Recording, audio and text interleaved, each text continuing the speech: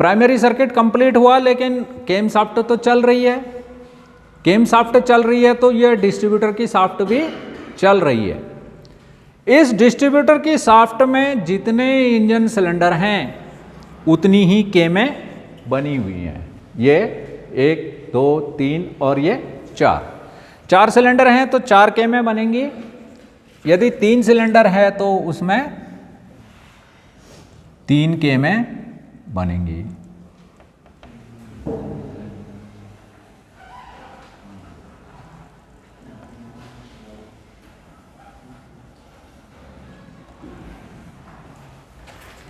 एक, दो, 3 और यह बराबर होंगी। ये नहीं कि ये छोटी बड़ी हो ही नहीं सकती।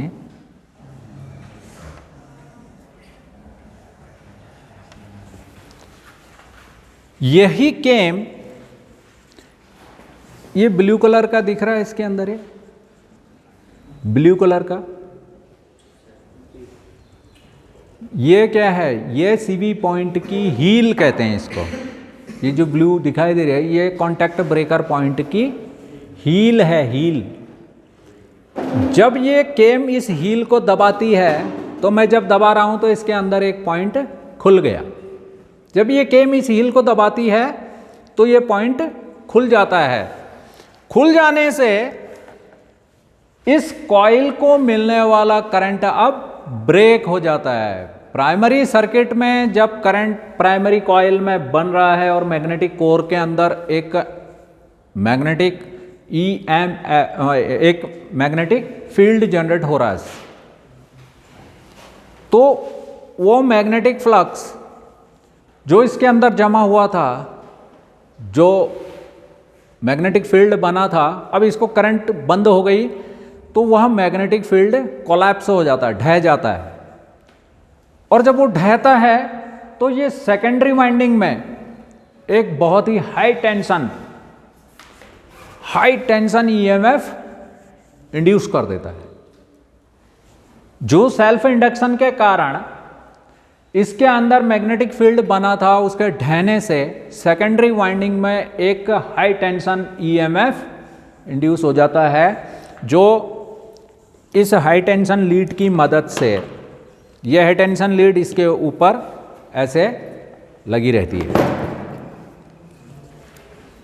यह हाई टेंशन लीड इसके अंदर लगी हुई है और ये इसके रास्ते से, इस रास्ते से यह डिस्ट्रीब्यूटर कैप में आ जाती है। अब ये डिस्ट्रीब्यूटर कैप के अंदर दिखाई देगा, ये एक कार्बन इलेक्ट्रोड है। इस कार्बन इलेक्ट्रोड से यह हाई टेंशन करंट इस डिस्ट्रीब्यूटर, इस रोटर के ऊपर आ जाती है। अब रोटर का देखोगे ये बेकेलाइट का बना है, लेकिन ये कंडक्टर मटेरियल है, इसमें आ जाती है। तो यहां से आने के बाद इसके अंदर ये रोटर है, तो ये तो डिस्ट्रीब्यूटर शाफ्ट के साथ ही घूम रहा है। ये रोटर टिप जिस भी स्पार्क प्लग टर्मिनल के सामने लगी है, ये इसके अंदर स्पार्क प्लग टर्मिनल दिखाई दे रहे हैं, ये जिस भी स्पार्क प्लग टर्मिनल के सामने लगी हुई है तो वो हाई टेंशन करंट उस स्पार्क प्लग के टर्मिनल में जंप करता है और उस रास्ते से ये इस हाई टेंशन लीड, ये जो 3 लीडें हैं ये स्पार्क प्लगों को जा रही हैं। ये सीधे इन स्पार्क प्लगों द्वारा, इन लीडों के द्वारा स्पार्क प्लगों तक पहुंच जाता है और करेक्ट टाइम पर फिर ये करंट इंजन सिलेंडर में डिलीवर हो जाता है। इस तरह से ये वाला सर्किट सेकेंडरी सर्किट कहलाता है। प्राइमरी सर्किट में इग्निशन स्विच ऑन करा तो जो बैटरी की वोल्टेज है, जो विद्युत धारा है, वो इस टर्मिनल में आई, सीवी पॉइंट क्लोज पोजीशन में था, तो यहाँ से इसको अर्थ मिला इधर, और ये प्राइमरी वाइंडिंग और ये आयरन कोर मैग्नेट हो गई। जब भी किसी चालक में विद्युत धारा प्रवाहित की जाती है तो उसके चारों तरफ एक मैग्नेटिक फील्ड पैदा हो जाता है। बना के दिखाया था, कॉइल को मैग्नेटाइज करके दिखाया था। तो उस तरह से अब जब जैसे ही वो मैग्नेटिक फील्ड ढहता है, तो मैंने म्यूचुअल इंडक्शन भी दिखाया था।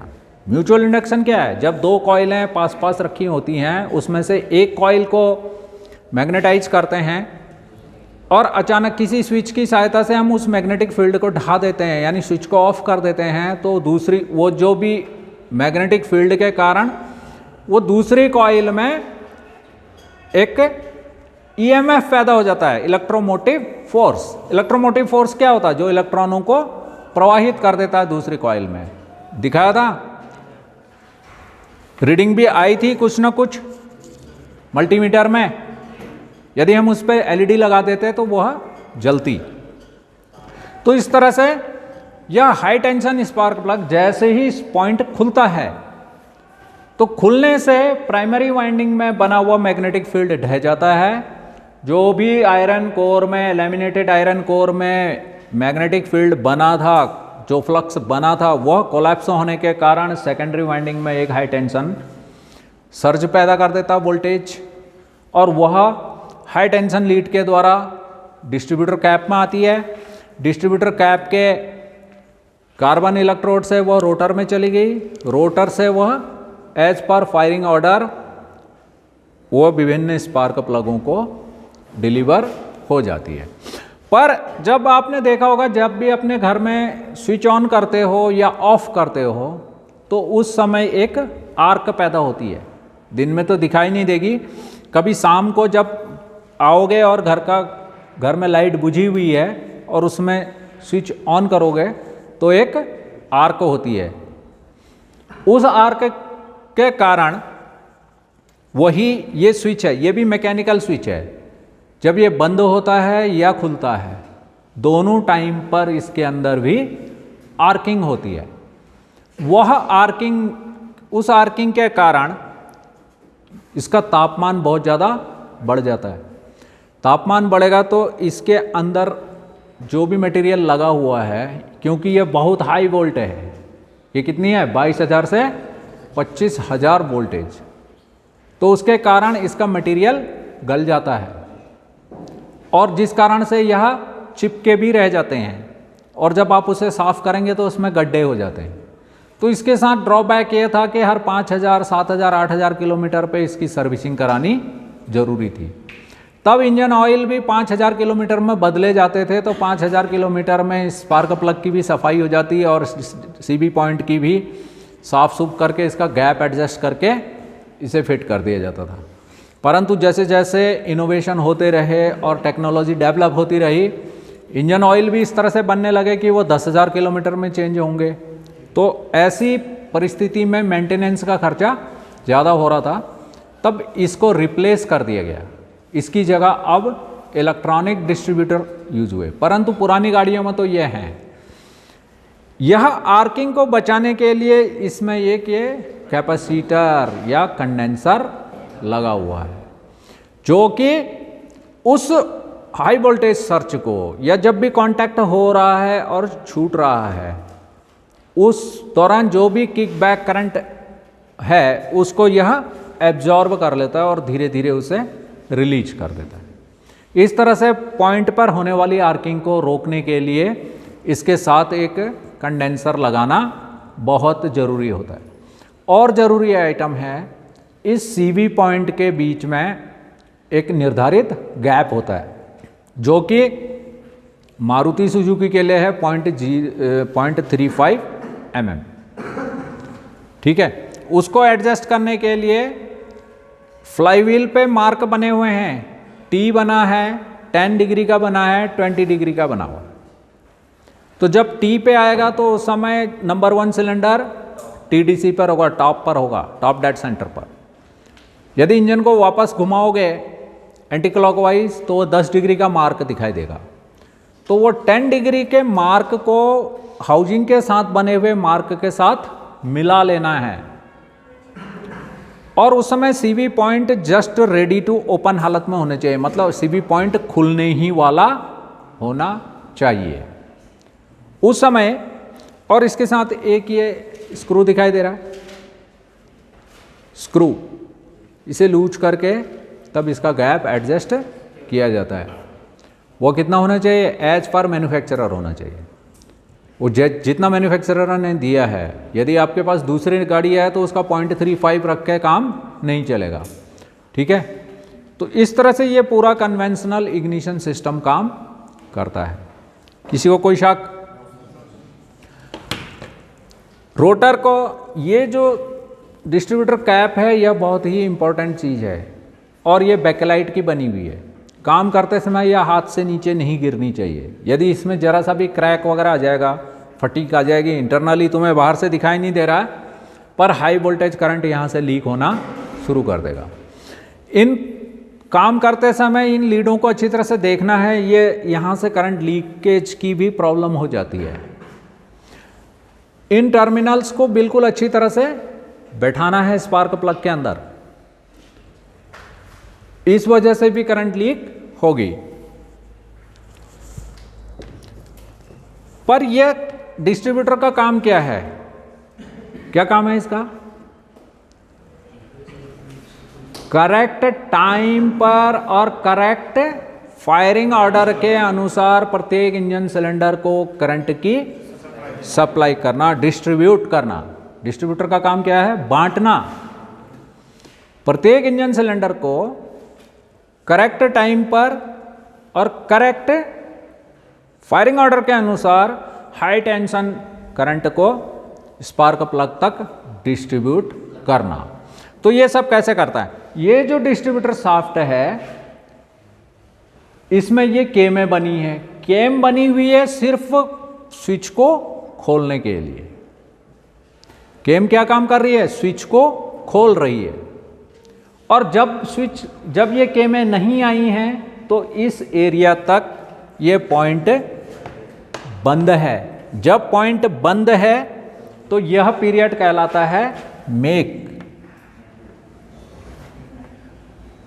इस टाइम पर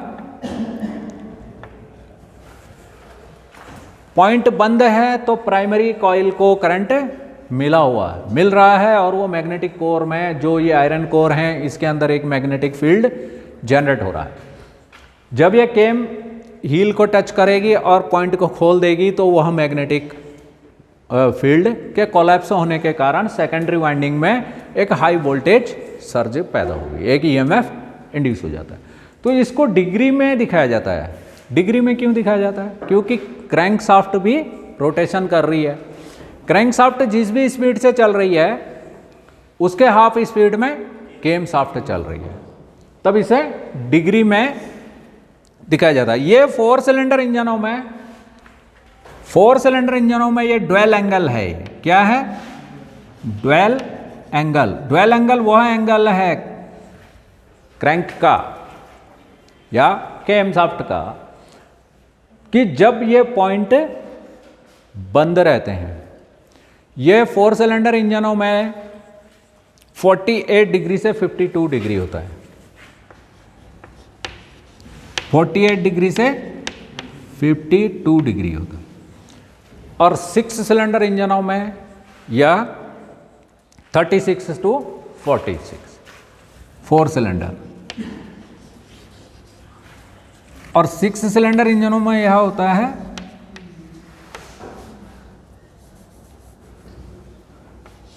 36 डिग्री से 42 डिग्री।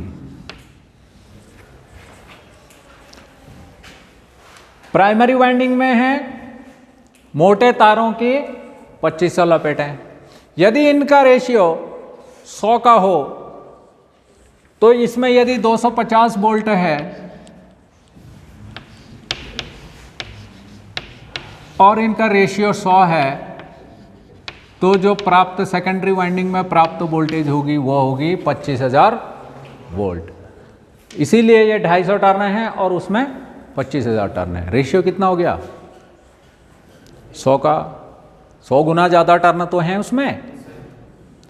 इस तरह से 25,000 वोल्ट बनेगा, परंतु तार का रेजिस्टेंस भी है, कुछ न कुछ रेजिस्टेंस तो है। और फिर ये इंजन का तापमान जैसे जैसे बढ़ रहा है तो उसके साथ उसकी इंसुलेशन भी गर्म हो रही है, और जब इंसुलेशन गर्म हो रही है तो वो तार भी थोड़ा बहुत गर्म हो रही है। भले कि वो फुल्ली तरह से इंसुलेटेड है, इसकी परफॉर्मेंस भी इसके अंदर भी 100% मानी गई है, परंतु फिर भी जो टर्न होते हैं उनमें कुछ इनएक्यूरेसी रह जाती है, एडी करंट लॉस होता है थोड़ा सा। इस आयरन कोर के अंदर हिस्टेरिसिस हानियों को बचाने के लिए इसको लैमिनेटेड भी कर दिया जाता है। ये सारे के सारे तारें भी इंसुलेटेड होती हैं, जो वाइंडिंग लगी हुई हैं वो सारी लैमिनेटेड होती हैं। क्लियर है? तो इसके बाद हम फिर देखेंगे कि इसके अंदर जो मेन चीज़ थी वो उस आर्किंग को बचाने के लिए ये कंडेंसर में बार बार ये कंडेंसर भी खराब हो जाते हैं, इसे भी बदलना पड़ता है। यदि पॉइंट के बीच में गैप कम या ज़्यादा रह जाएगा, यदि कम रह जाएगा, देर तक पॉइंट चिपकाई हुआ रह जाएगा, तो उससे क्या हमेशा इस प्राइमरी को वाइंडिंग में करंट रहेगी, जिस वजह से विद्युत धारा का प्रभाव क्या है? हीटिंग इफेक्ट है, गर्म होगी। विद्युत धारा का heating effect, magnetic effect, chemical effect, many more effects.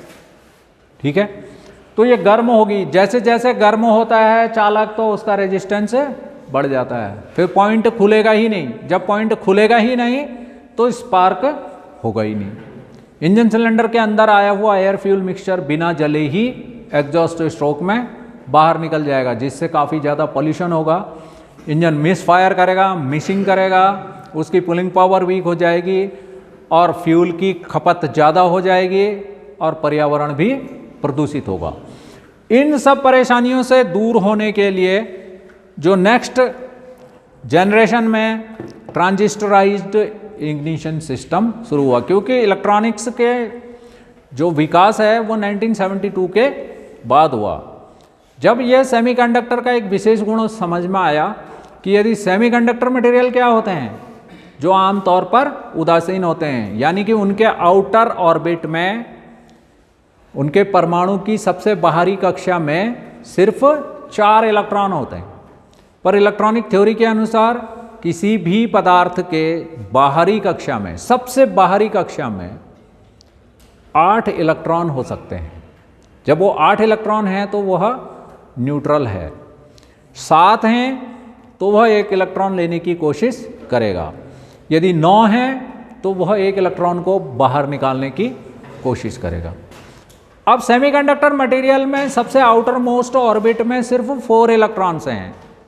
यदि उसमें ट्राइवेलेंट 3 संयोजी तत्वों की हल्की मात्रा में डोपिंग कर दी जाती है। डोपिंग का मतलब होता है थोड़ा अशुद्धि मिला देना। बहुत सारे खिलाड़ी पकड़े जाते हैं डोप टेस्ट में। क्या है डोप?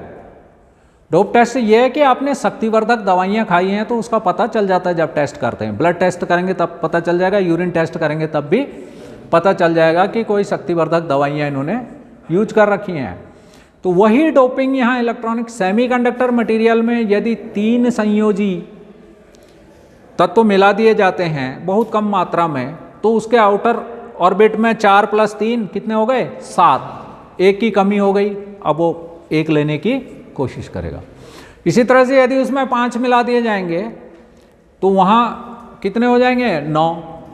5 × 4 = 9। वो 1 को भगाने की कोशिश करेगा। तो जिसमें कम होते हैं वो पी टाइप हो जाता है और जिसमें ज़्यादा होते हैं उसे एन टाइप सेमीकंडक्टर कह दिया जाता है।